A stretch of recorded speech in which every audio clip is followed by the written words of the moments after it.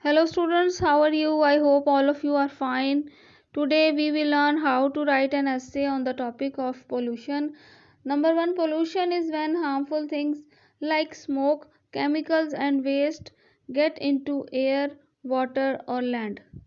Number 2, it makes our environment dirty and unsafe for humans, animals and plants.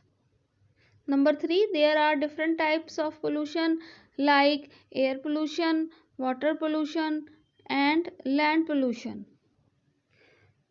Number 4, smoke from cars, factories causes air pollution. Number 5, throwing trash into rivers and lakes causes water pollution. Number 6, when we throw garbage on the road, it leads to land pollution. Number 7, pollution harms our health and can make us sick. Number 8, we should plant more trees, recycle and useless plastic to reduce pollution. Number 9, by keeping our environment clean, we can protect nature and ourselves.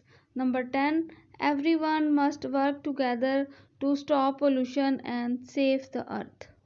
Thank you very much, students.